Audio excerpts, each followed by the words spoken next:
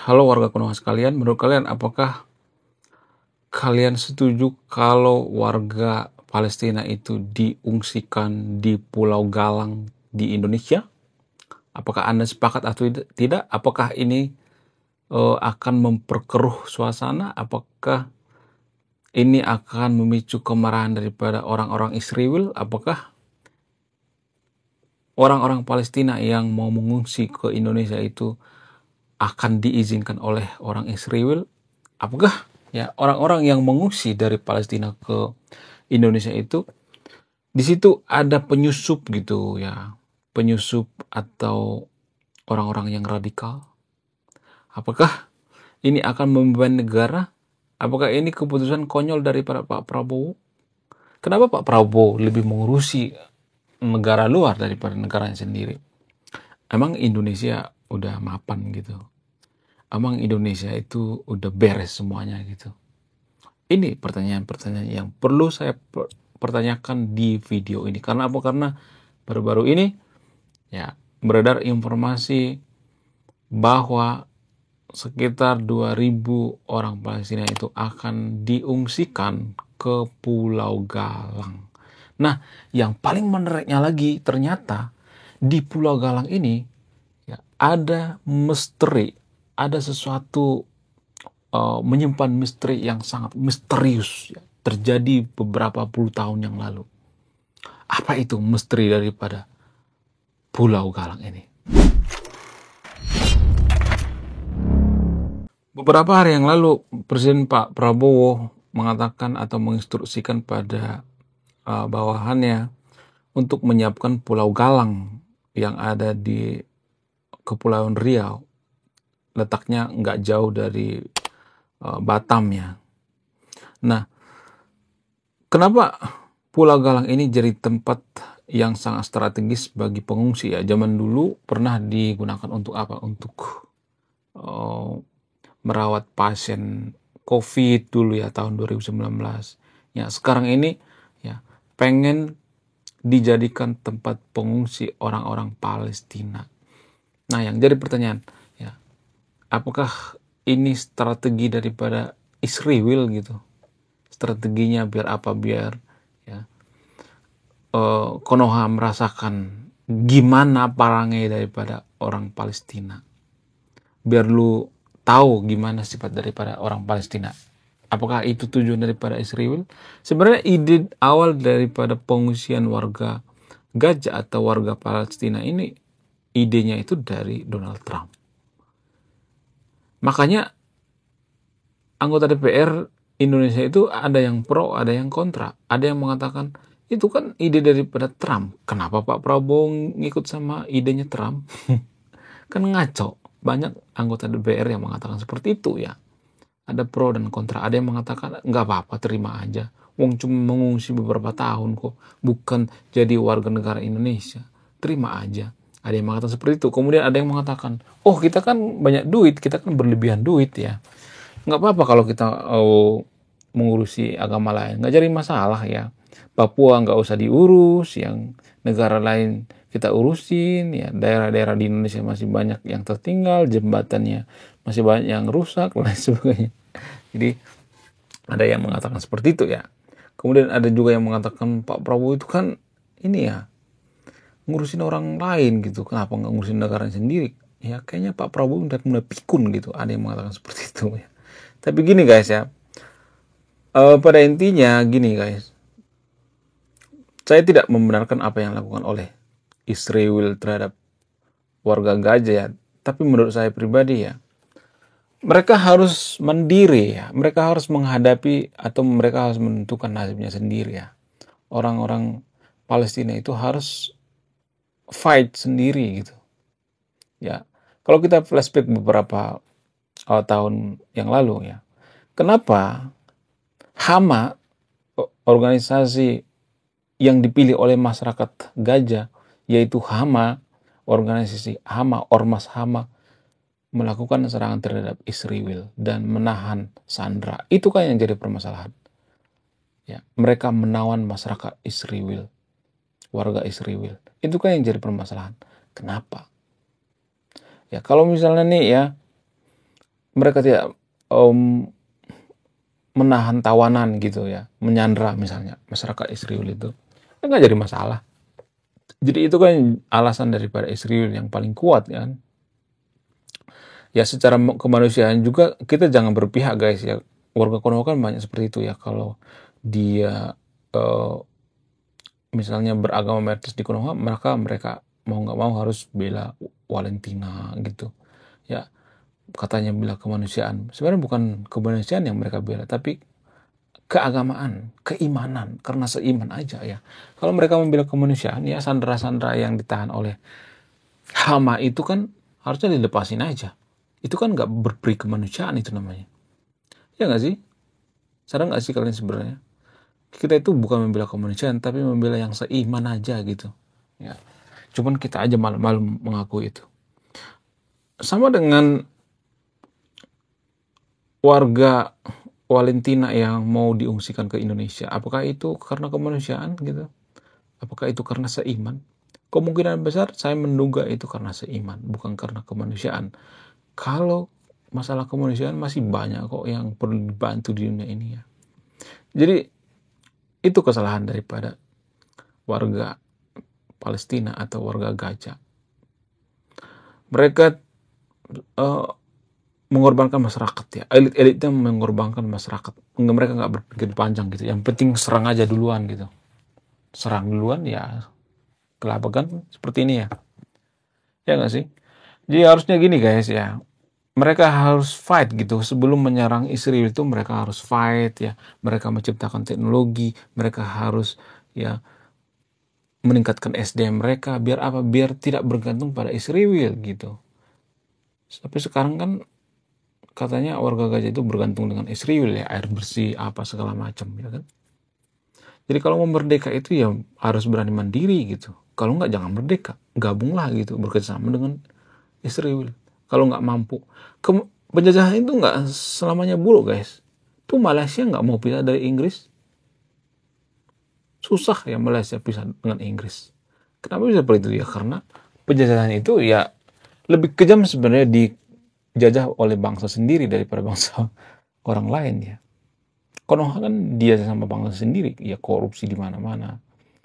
Pejabatnya rata-rata nggak peduli dengan masyarakat, nggak mau turun dengan masyarakat gitu. Mereka pengen mengincar jabatan aja sebenarnya ya, mengincar jabatan biar mereka bisa korupsi, dapat anggaran dan sebagainya. Aduh, jijik banget dah. Agak mirip-mirip seperti yang ada di Hama ya. Di Hama juga seperti itu ya. Di Gaza juga seperti itu katanya, dugaannya. Jadi donasi-donasi itu dipotong gitu ya, dipangkas oleh apa? Oleh organisasi Hama gitu. Mereka membelikan amunisi dan lain sebagainya. Itu yang jadi permasalahan. Jadi secara tidak langsung ya, itu dugaannya ya. Secara tidak langsung warga Konoha itu memberikan donasi itu ya untuk beli senjata ya kan. Lucu juga ya. Bukannya membantu warga Gaza kan, harusnya kan membantu warga Gaza, tapi ini jadi berbanding terbalik ya kan. Ya, jadi sebelum donasi kita harus mengenali dulu ya siapa pengelola daripada yang kita donasikan itu. Karena kalau kita donasi itu kan nggak langsung nyampe ke ya masyarakat Valentina kan sebenarnya kan. Ya nggak sih? Kemudian ada beberapa rahasia gitu. Rahasia tentang Pulau Galang. Apa itu? Dulu waktu Vietnam perang dulu ya. Dulu itu kan pecah ya. Mereka perang saudara. Antara komunis satu dengan komunis lainnya, mereka perang itu. Dan apa? Mereka pergi ke Indonesia saat itu. Dan singgah di Pulau Galang. Makanya ya setelah kepergian daripada orang-orang Vietnam ini, Pulau Galang itu dijadikan semacam tempat ya, tempat wisata. Karena pemandangannya juga cukup bagus ya di sana. Tempat wisata, ya tempat rekreasi dan lain sebagainya. Dijaga oleh apa? Dijaga oleh penjaga perbatasan, penjaga pulau ya. Ada juga di sana petugas kesehatan, medis, tentara dan lain sebagainya ya. Di sana sering penjagaan ya. Jadi Pulau Galang ini semacam misteri ya, karena ibaratnya Pulau Galang ini sama seperti tempat persinggahannya, ya seperti villa lah gitu. Ya, nanti orang-orang Gajah menurut saya itu akan enak hidupnya di sana. Mudah-mudahan mereka betah ya. Dan ya mudah-mudahan juga nanti bikin kakaknya gitu ya. Dan berbaur dengan masyarakat lokal. Nggak jadi masalah. Nggak jadi masalah. Apa masalahnya ya kan? Ya nggak sih? Karena kita kan kebanyakan duit ya. Orang Indonesia itu kebanyakan duit ya. Utangnya sudah lunas semuanya. Kemudian tidak ada yang namanya korupsi. Pokoknya sudah selesai semua ya. Nggak ada yang namanya kelaparan dan lain sebagainya. Pokoknya sudah makmur semua saya melihatnya ya. Indonesia. Sehingga presiden kita itu ngurusi negara lain ya. Saya juga nggak tahu kenapa Pak Prabowo ngurusin negara lain ya kan. Menurut saya itu Pak Prabowo itu cukup periode aja deh ya. Satu periode aja. Gak usah sampai 10 periode, 20 periode gitu. Janganlah ya. Cukup satu periode. Karena banyak kebijakan-kebijakan dari Pak Prabowo itu blunder. Banyak kebijakan yang blunder. Seperti membukukan rekening. Itu kan ide konyol. Saya nggak tahu dari mana idenya itu. Nggak mungkin Pak Prabowo nggak tahu. Ya, makan siang gratis juga saya menentang makan siang gratis. Sangat menentang makan siang gratis. Bagaimana mungkin makan siang gratis bisa menyembuhkan yang namanya stunting? Gak bisa. Gak bisa. Lebih baik duitnya dikasih sama ortunya gitu ya. Atau dikasih buat siswa aja deh gitu. Ya, jadi siswa nanti beli makanan di kantin-kantin gak jadi masalah kok. Gak jadi masalah. Jadi semuanya hidup gitu, tukang kantin hidup, ya sekolah hidup, negara hidup, orang tua siswa hidup, jadi serba hidup semuanya. Tapi kalau makan siang gratis ini kan jadi orang-orang yang jual di kantin itu pendapatannya semakin hari semakin sedikit ya. Itu yang jadi permasalahan. Kemudian ya, kalau saya perhatikan ya, hal ini semacam politik daripada Pak Prabowo untuk melanjutkan 2 periode. Dia berusaha menarik simpati daripada umat Muslim ya. Kenapa akhir-akhir ini dia sangat pro terhadap umat Muslim? Saya melihat seperti itu ya. Apa alasannya? Saya semacam mencium ya Pak Prabowo itu untuk menarik simpati daripada mayoritas ya. Tokoh-tokoh agama. Pak Prabowo itu kan sangat akrab dengan tokoh-tokoh agama. Pak Adi Hidayat, Gus Miftah dan sebagainya, ini sangat dekat ya terhadap pemuka agama. Itu artinya dia berusaha merangkul kelompok mayoritas ya. Tapi yang jarang disadari oleh Pak Prabowo itu, anak-anak muda, Gen Z, Gen milenial itu, mereka itu sebenarnya kalau boleh jujur ya, sudah semakin kritis ya. Pemikiran semakin kritis ya. Mereka lebih ke free thinker ya. Apalagi anak Gen Alpha itu, mereka harus tahu why gitu.